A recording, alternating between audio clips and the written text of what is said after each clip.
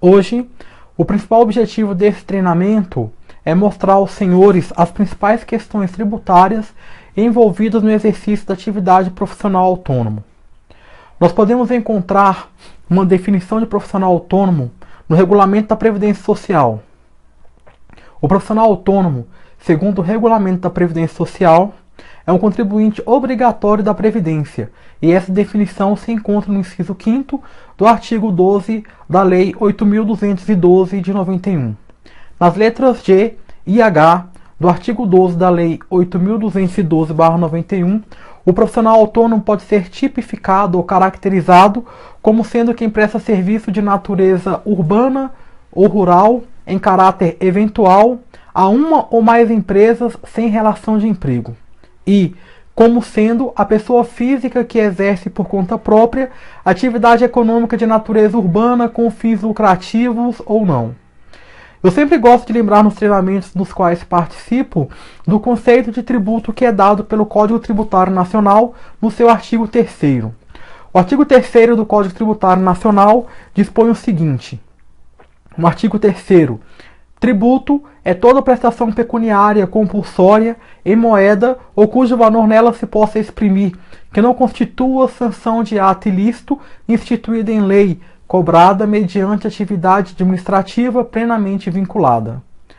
A principal expressão que eu gostaria de ressaltar aos senhores é que o tributo é uma prestação pecuniária cobrada em dinheiro e, além de tudo, é compulsória. Ou seja, ninguém paga tributo porque gosta ou porque acha bonito. Quem paga, paga porque é obrigado. Mas agora eu vou dizer algo que talvez não agrade, mas o meu desejo é que quanto mais tributo vocês pagarem, melhor. Eu vou explicar a vocês o porquê deste desejo incontrolável. Os tributos são calculados sobre a renda, logo, se vocês estão tendo renda, é sinônimo de que estão obtendo muita receita. Quer dizer, se vocês estão pagando muito tributo, é sinônimo de que estão obtendo muita receita. Não querem aqui entrar no mérito da corrupção, da ausência de saúde, educação, segurança, que deveriam ser financiados pelos tributos que nós pagamos. A questão é, se temos que pagar tributo, vamos pagá-lo de maneira racional, ou seja, pagar de maneira planejada, obedecendo os dispositivos legais, ou seja, de maneira menos onerosa.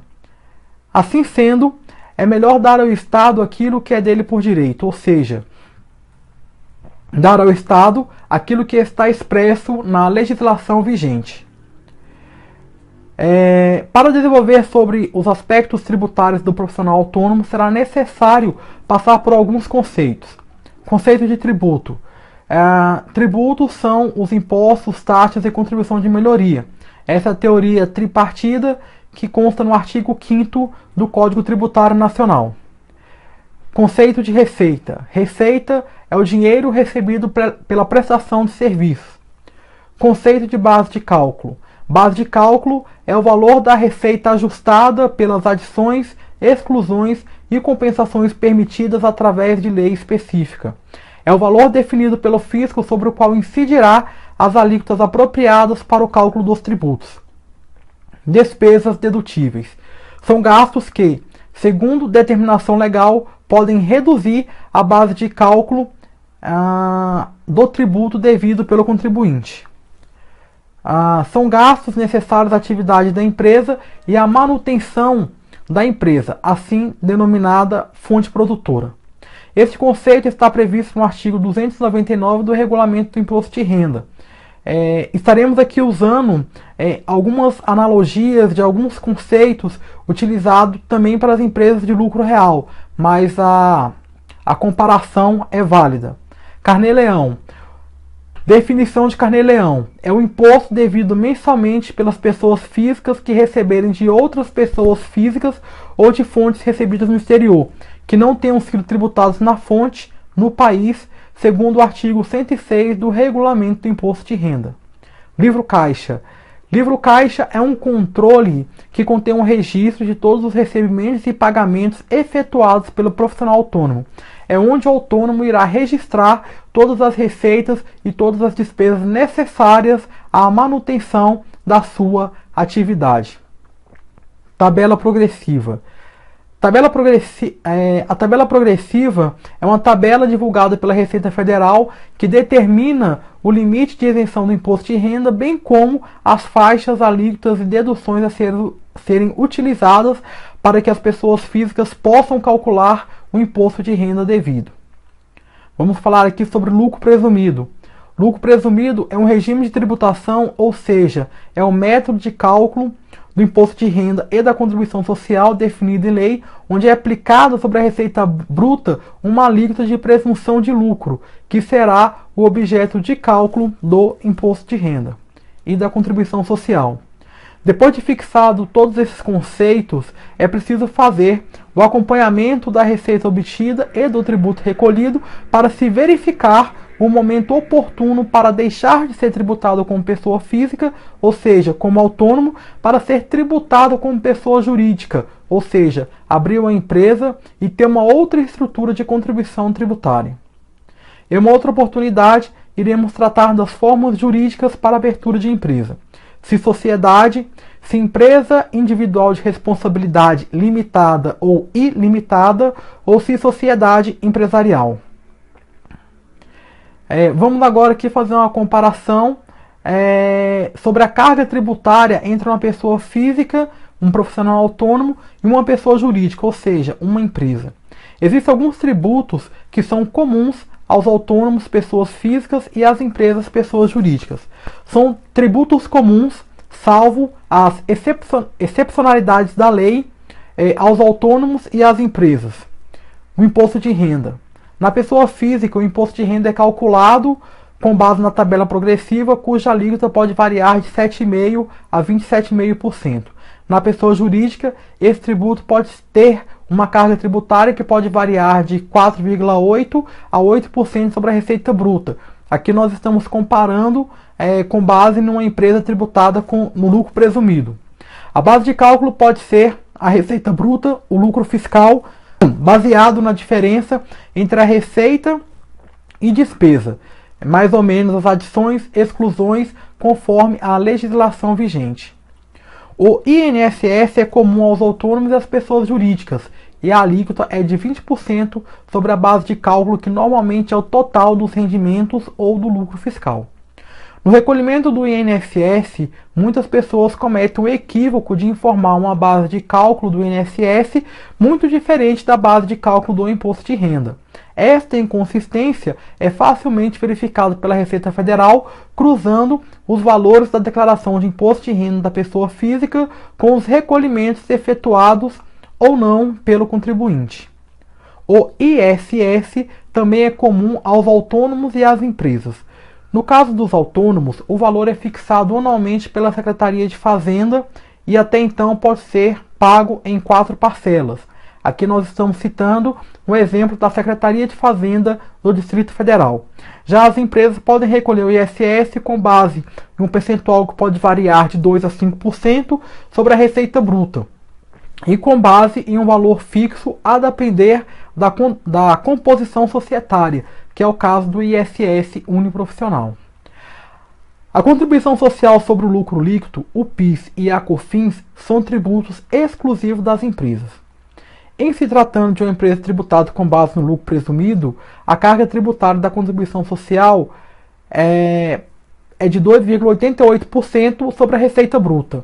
Para o PIS, a alíquota pode ser de 0,65% ou 1,65%, a depender do regime de tributação, se lucro presumido ou real, respectivamente.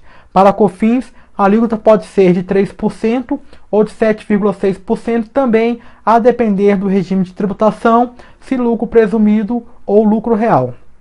Recapitulando, são tributos comuns aos autônomos e às empresas o imposto de renda, INSS e ISS. São tributos exclusivos das empresas a contribuição social sobre o lucro líquido, o PIS e a COFINS.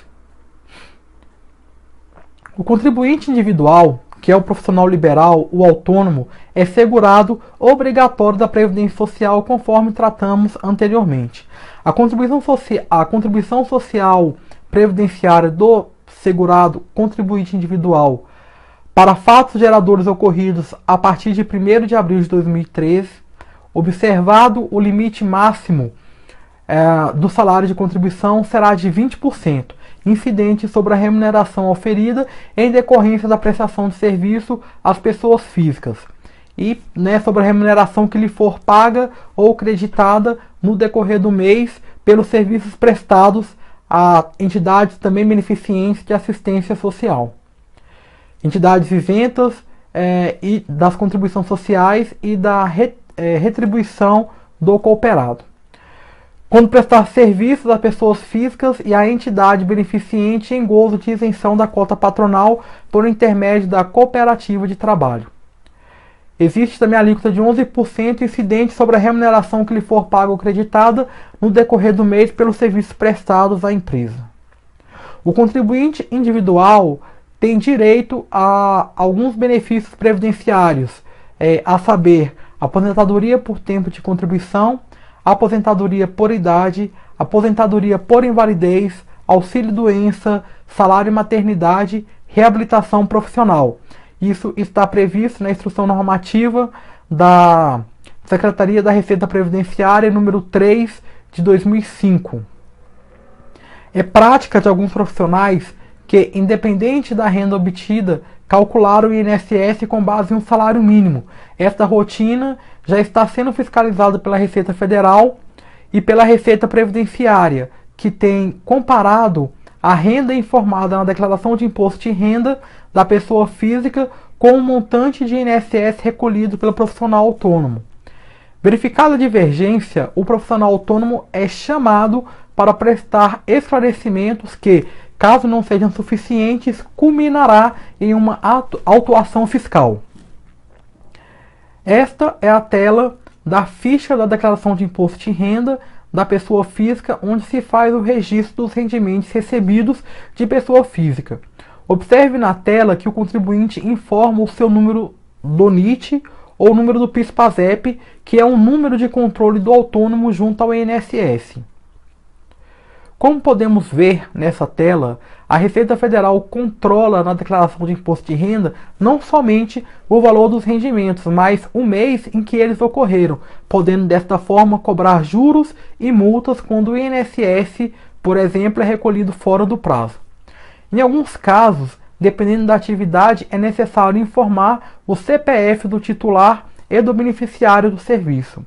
Se por um acaso o profissional autônomo esqueceu de informar esses rendimentos ou os informou de maneira incorreta, pode ficar tranquilo que certamente o tomador do serviço irá lembrar a Receita Federal de que o rendimento existiu e como ele existiu.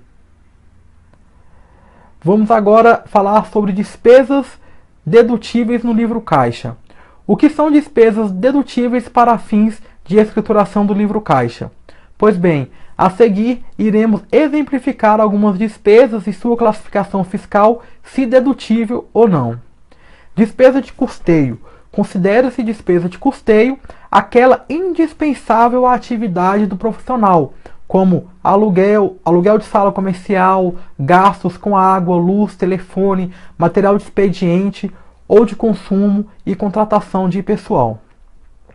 Despesas com transporte e locomoção. Não são dedutíveis no livro caixa as despesas com transporte, locomoção, combustível, estacionamento, manutenção de veículo, seguro, pagamento do IPVA, isso com exceção das despesas pagamentos efetuados para o representante comercial autônomo quando ocorrerem por conta deste. Tickets de caixa. Os tickets de caixa e recibos não identificados e documentos semelhantes não podem comprovar despesas relacionadas no livro caixa. Compra de bens e direitos. Apenas o valor relativo às despesas de consumo é dedutível no livro caixa. Deve-se, portanto, identificar quando se tratar de despesa de consumo ou de aplicação de capital. Considera-se despesa de consumo a compra de bens próprios para consumo e de produtos de qualquer natureza usados e consumidos em reparos e conservação. Considera-se aplicação de capital a despesa com aquisição de bens necessários à atividade profissional, cuja vida útil ultrapasse o período de 1 ano e que não sejam consumíveis, isto é, não se acabem com a sua mera utilização, como equipamentos, mobiliários, etc. Arrendamento mercantil ou leasing. Não são dedutíveis os gastos feitos com arrendamento mercantil. O valor pago a esse título deve ser informado na ficha de bens e direitos da declaração de ajuste anual. Depreciação de bens. A depreciação de bens, que é a diminuição do valor dos ativos permanentes devido ao desgaste e sua utilização, ações de desgastes pela natureza ou obsolescência, não é dedutível para fins de apuração do imposto de renda pela escrituração do livro caixa. Imóvel residencial e profissional. No caso de imóvel residencial também utilizado na atividade profissional, pode ser deduzida a quinta parte de despesas com aluguel, energia, água, gás, taxa, impostos, telefone, condomínio, quando não se possa comprovar qual ou quais os valores estiverem relacionados à atividade profissional. Benfeitoria de imóvel próprio. Não são dedutíveis os gastos com consertos, manutenção e reforma de imóvel de propriedade do contribuinte. Benfeitorias e imóveis alugados. As despesas com benfeitorias e melhoramentos feitos pelo inquilino profissional autônomo que contratualmente fizer parte como compensação do valor do aluguel devido são dedutíveis no mês do pagamento, desde que escriturados no livro caixa e comprovadas.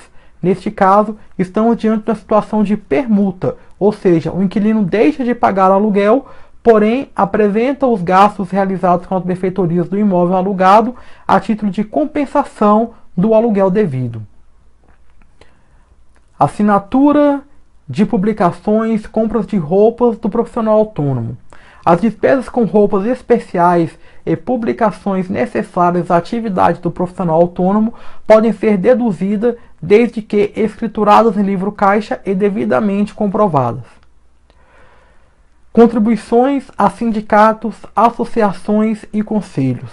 As contribuições a sindicatos, associações e conselhos são dedutíveis quando relacionadas com a atividade do profissional autônomo, desde que escriturados no livro caixa e devidamente comprovadas. Pagamentos a terceiros.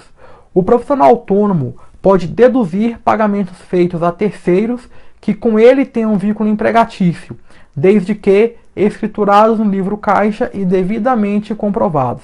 São também dedutíveis os pagamentos feitos a terceiros sem vínculo empregatício, quando também escriturados no livro caixa e devidamente comprovados. Essas despesas são consideradas como despesas de custeio necessárias ao recebimento da receita à manutenção da fonte produtora.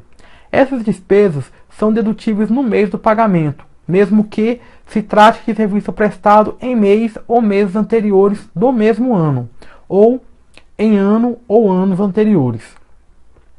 Despesa com propaganda. As despesas com propaganda relacionadas à atividade do profissional autônomo são dedutíveis quando escriturados no livro caixa e devidamente comprovados. Participação em congressos e seminários. Despesas para comparecimento a encontros científicos, como congressos, seminários, se necessárias à atividade exercida pelo profissional e a sua especialização não reembolsadas ou ressarcidas, podem ser deduzidas desde que também escrituradas no livro caixa e comprovadas, como a taxa de inscrição, compra de publicação, hospedagem, etc. Não é permitida a dedução de despesas com acompanhantes. O certificado de comparecimento a esses encontros deve ser guardado para posterior e necessária comprovação. Chegamos ao fim desse vídeo, espero que vocês tenham gostado. Até a próxima!